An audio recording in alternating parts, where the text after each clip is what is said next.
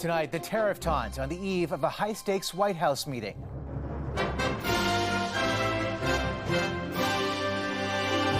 Mark Carney and Donald Trump's second sit-down. He's going to ask about tariffs because a lot of companies from Canada are moving into the United States, you know. The U.S. president's new threat and the Ontario premier's fresh liquor ultimatum.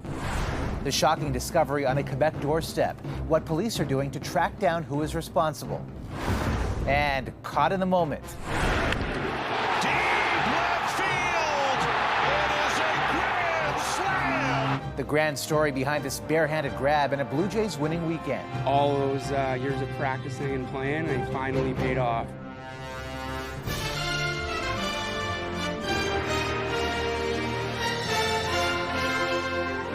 CTV National News with Omar Sachedina. Good evening. Prime Minister Mark Carney has landed in Washington this evening ahead of his face-to-face with the U.S. president tomorrow. But even before the Canadian plane landed, Donald Trump fired another tariff shot. CTV's senior political correspondent Michael Couture on what it is and the game plan. Prime Minister Mark Carney landed in the U.S. Capitol, hopeful to make progress on punishing tariffs on Canadian steel. And U.S. President Donald Trump is expecting it. He's going to ask about tariffs because a lot of companies from Canada are moving into the United States, you know. And there's a new levy for the leaders to talk about. The president posted on social media that the U.S. will impose 25% tariffs on light and medium duty trucks. Trump's former ambassador to Canada has this warning for the Prime Minister ahead of tomorrow's meeting. That he has to come prepared, and he understands that, retaliatory tariffs are not the way. You certainly cannot try to compete with President Trump because you'll lose. Before the new tariff announcement, Ontario Premier Doug Ford repeated his call for Canada and U.S. to work like allies instead of adversaries. It seems like he's given more love to China and Russia than he is his closest ally in the entire world.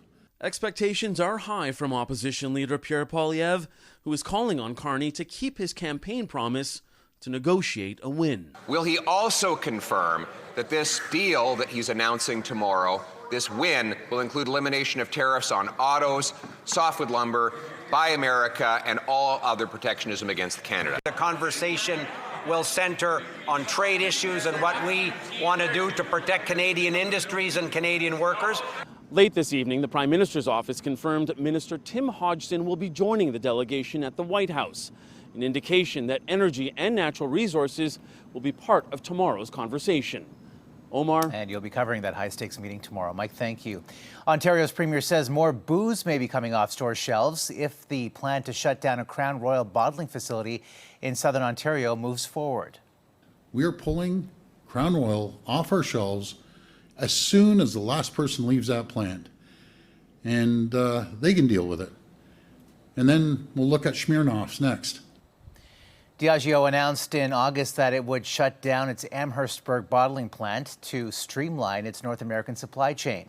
Ford has repeatedly lashed out at the company, which owns multiple brands of alcohol, including Crown Royal and Smirnoff. Canadian business owners hit by U.S. tariffs are keeping a close eye on the meetings in Washington this week. CTV's Sarah Plowman on the optimism and the uncertainty. For decades, American stores have meant secure business for these New Brunswick cabinet makers. But those ties may shut if new tariffs start next week. We're already feeling it because we have some clients that are nervous in the U.S. and already called to cancel or put on hold or what's going to happen for the orders already in production. President Trump is set to slap a 25% tariff on cabinets and furniture October 14th. Plus a new 10% tariff on timber and softwood lumber, piling on existing 35% countervailing and anti-dumping duties. His argument is that it's a matter of national security. I think he's doing that because he has lost some court cases. 20% of what's built here goes to the U.S. After a few months, they worry that business would dry up. So it is very frustrating, and I hope we can come to a solution that this doesn't happen. People here will be watching the Prime Minister's visit in Washington closely, hoping that somehow an agreement could be reached. But hope doesn't extend to the head of New Brunswick's Federation of Woodlot Owners. I mean, it's not that I don't have confidence in the Prime Minister. I have a total lack of confidence in the President. In a letter to the Prime Minister last week, New Brunswick's Premier urged Ottawa to make finding a resolution a top priority, noting any cuts or closures at mills would be severe. At one forest products marketing board, sales are already down by 2/3. Forestry isn't booming. That's all I can say. And it's going to affect the entire economy of New Brunswick. Which means a lot of eyes will be on Washington. Sarah Plowman, CTV News, Shediac, New Brunswick. In Alberta, far fewer eyes in the classroom today. More than 700,000 students are out of school after 51,000 members of the province's Teachers Association went on strike. CTV's Kathy Lee on why they're rejecting their contract offer and how parents in the province are coping. Complete stillness in the schoolyard, a stark contrast to its usual lively chaos, a consequence of the teachers' strike in Alberta. Parents now forced to juggle work and out-of-school care. It's a burden in a sense that logistics are a little tough to navigate. Despite the inconvenience, many families support the teachers. More than 20,000 rallied across the province Sunday. And a day after, more students in southern Alberta expressed their solidarity. Support is everything in a situation like this. The teachers want better wages, more supports, and smaller classroom sizes. This could have been 100% prevented. The real job they could be doing is averting this action by meeting the demands that teachers have laid out pretty clearly. The Alberta Teachers Association overwhelmingly rejected the province's offer of a 12% wage increase over 4 years, along with funding for 3,000 new teachers and 1,500 education assistants, saying it's not enough. We're in a crisis right now with what's happening in our schools. This Alberta mother agrees. My youngest was in a Calgary classroom with 46 students and 2 teachers. With the lack of support, her daughter Elise, who is on the autism spectrum, was pulled out of school and educated at home and won't return until things improve. Teachers cannot be expected to keep up with higher class sizes and less support. In a statement, Alberta's finance minister is encouraging the union leadership to return to the bargaining table with what he calls a reasonable proposal. The province issued a lockout on Monday. Kathy Lee, CTV News, Calgary. An investigation is underway in BC after reports of shots fired at a Surrey police station. A major police presence as all pedestrian and car traffic was shut down, with the public asked to avoid the area. Police confirmed the suspect is now in custody and no one was injured. And this comes on the same day police announced charges against 7 men in relation to 3 separate extortion investigations in Surrey. These investigations are extortion-related investigations, and they have led to the charges against these individuals. Police are also investigating extortion at this restaurant in South Surrey, targeted by gunfire for the second time in less than 2 weeks. And police are investigating another home shooting in a neighborhood north of Toronto that is already on edge. 13 gunshots rang out in this security footage, rattling neighbors while they were sleeping. I was awoken at 3:40 in the morning to several gunshots. When I came downstairs, I saw a car speeding away. I called the police. The neighbor was in disbelief. These incidents are targeted, right? The people involved, there's reasons why these shots are being fired. Police say this is the 7th time since early September that a house has been fired at in Vaughan, Ontario. Investigators can't confirm if this shooting is connected to the other 6. On the eve of the 2-year anniversary of the October 7th Hamas attacks on Israel, U.S. President Donald Trump says he expects a deal to end the war in Gaza is coming soon.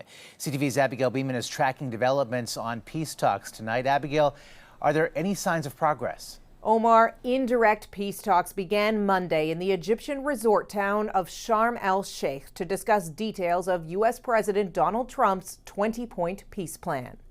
Mediators from the United States, Egypt, and Qatar are there working on the deal with representatives from both Hamas and Israel. The White House described what's happening now as technical talks, and the president said there has been tremendous progress. I think Hamas now has been All I can say is they've been fine. They've been fine. I hope it's going to continue that way. I think it will. I really think we're going to have a deal. We have a really good chance of making a deal, and it'll be a lasting deal. We want to have peace. This is beyond Gaza. Gaza is a big deal, but this is really peace in the Middle East. But there's no update yet on some of the sticking points, including the demand for Hamas to disarm. Hamas has not mentioned that, causing speculation it's not prepared to do it. And there are questions around whether releasing all remaining hostages. Of the 48, 20 are believed to be alive. Within Trump's 72-hour deadline will be possible. But still, there's a new level of optimism, with Washington saying the two sides have never been closer. While politically, Israeli Prime Minister Benjamin Netanyahu faces a war-weary population. Separate from peace talks, Israel detained 471 people on a flotilla trying to break its naval blockade of Gaza to bring aid supplies. Canada's Foreign Affairs Minister posted on social media 3 Canadians were detained and all were offered consular services and are in the process of being released. Tomorrow is the 2-year anniversary of Hamas's October 7th massacre that launched this war. Omar? All right, Abigail, thank you.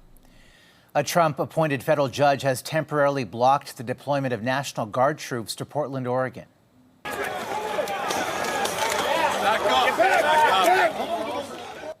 Protesters outside an immigration detention facility in the city were met with tear gas and pepper spray over the weekend. Donald Trump says those clashes justify deploying the National Guard to protect federal agents. The judge disagreed. A similar situation is taking place in Chicago. The state of Illinois is going to use every lever at our disposal to resist this power grab and get Noam's thugs the hell out of Chicago. The state of Illinois and the city of Chicago are suing the Trump administration over the deployment of troops.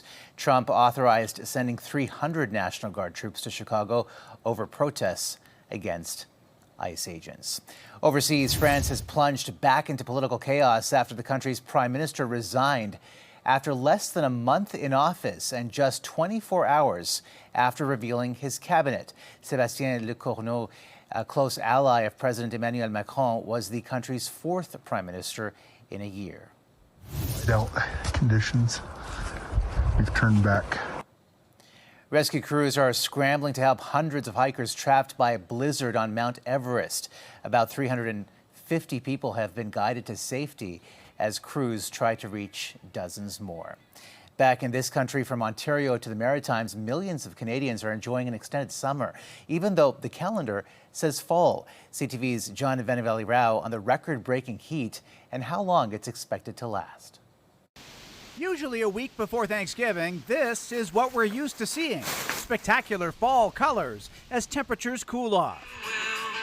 But there was Joe Cassano this afternoon, retired and thrilled to be at the beach on a fall day that felt like the dead of summer. Well, I don't know what's happening, if the earth is tilting or something, but we're getting warmer weather in this time of the year when all the leaves should be falling off the trees. They're still green. In Toronto, the temperature a dozen degrees above normal.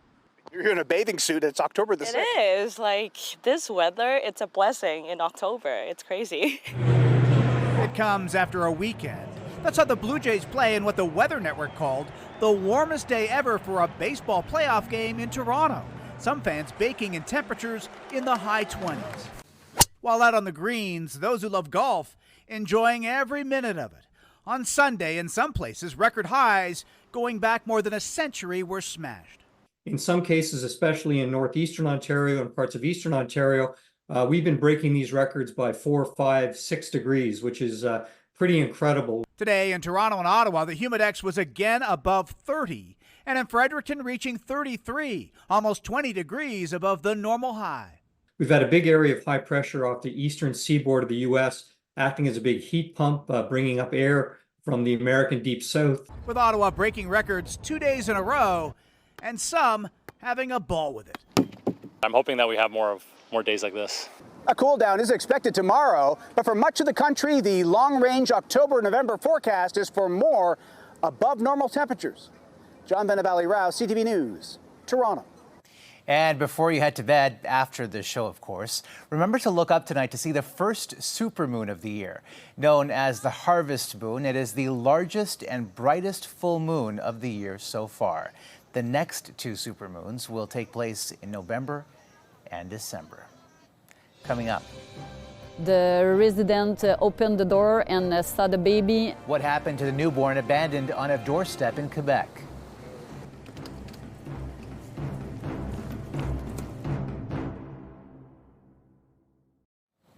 Police in Quebec are on an urgent search tonight to find out who left an infant on a doorstep last night. CTV's Kelly Gregg on a case of child abandonment that has even surprised veteran officers. The baby boy left on this doorstep at a home on Bourgeois Street was born at just 34 weeks and still had his umbilical cord attached. Sunday at 11 p.m., a resident's doorbell rang, and when they answered the door, they discovered the infant. The resident opened the door and saw the baby and contact rapidly the 911. The police officer and the paramedic transported the baby at the hospital rapidly, and they gave him some care. Fortunately, the baby is in good condition. She adds in her 17 years on the job, she's never seen a case like this. Police don't yet know why the baby was left here. Monday morning, officers were going door to door, talking to neighbors and checking security camera footage in the area. But part of the house faces a park with no homes. Neighbors were shocked to find out what happened. I'm a mother of two girls, she says. To leave a child like that, I'm sure you have to be in distress. I'm stunned. We have security cameras in the front of our house, but not behind, he says, and we wouldn't have a good view on what happened. Police are still trying to find the baby's parents. Under the criminal code, if someone is found guilty of child abandonment, it can carry a sentence of 5 years in prison. Lawyer Valérie Assouline has worked in child protection cases before. DYP will try to find who is the mother. If there is a significant family for that child, and if not, right away he will be placed for stability. The law is not made to punish the parents, it's made to protect the child. Police are asking anyone with information on this case to call 911, and they add the baby's health is being closely monitored. Kelly Gregg, CTV News. Still ahead. Why Connor McDavid gave up millions of dollars for a better shot at the Cup.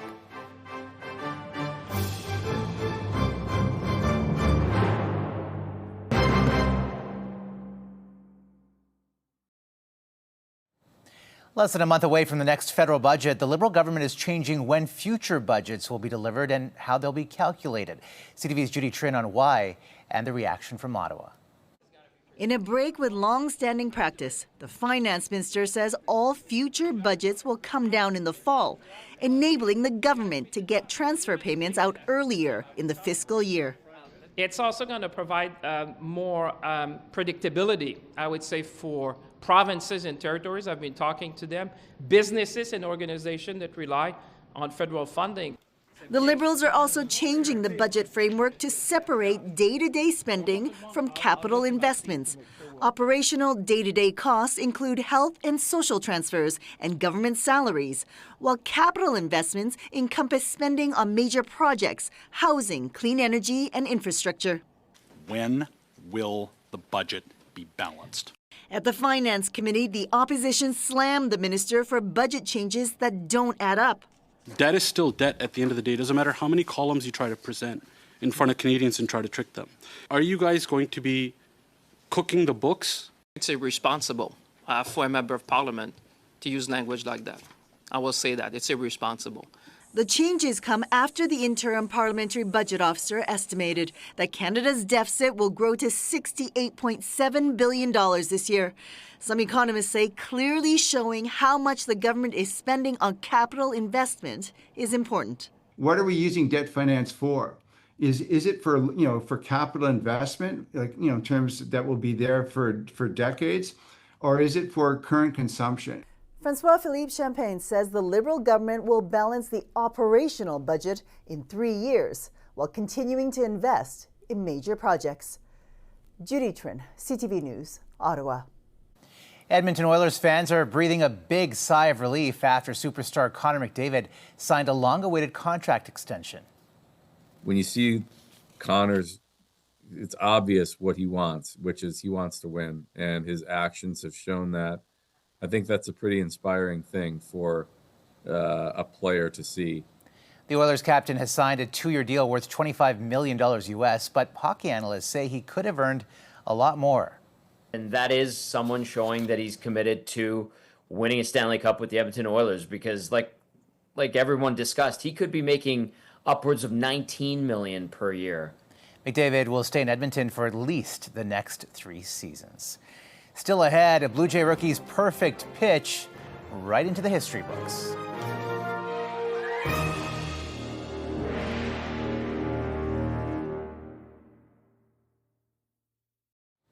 Toronto Blue Jays fans are riding high after 2 dramatic wins over the New York Yankees. The series shifts south of the border tomorrow night, and the team needs just 1 more win to move on. CTV's Allison Hurst on the magical playoff run. Some are already saying they will remember forever. Deep left field. It is a grand slam. A moment in Blue Jays franchise history. Caught in the stands by Brendan Craig, barehanded overhead in the second deck. Instincts took over, and I played ball my whole life, so all those years of practicing and playing, they finally paid off. Craig and his wife bought their tickets on Facebook Marketplace to catch the game. Funny enough, the person who I bought the tickets off, his pitch to sell them was good spot for a Vladdy bomb. The seats lived up to the promise, made sweeter by it also being the first Grand Slam in postseason franchise history.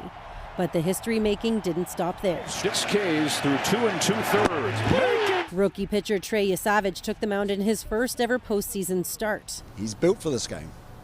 That's awesome. Setting a franchise record 11 strikeouts in a no-hit postseason game, and he did it in just 5 innings. What a nice young man. That very pleased the way he's handling the situation. Yasavage felt the support at the mound. The energy and the passion that this fan base has, and all 44,000 people that were here tonight, it's special. With the way the entire team played this weekend, Now Varsho drills one. Fans are feeling pretty confident heading to the Bronx. 3-0 and keep going up to the World Series. The team is so good this year.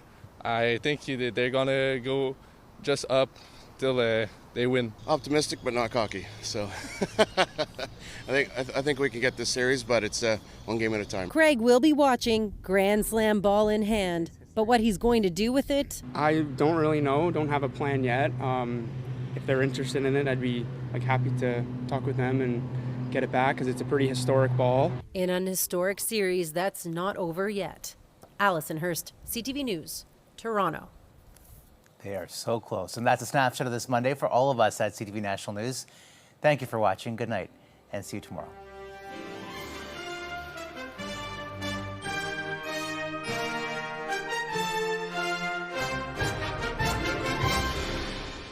Canada's #1 newscast for excellence in journalism. We begin tonight with breaking news. CTV National News with Omar Sachedina, winner of the Canadian Screen Award for Best National Newscast. Watch weeknights at 11.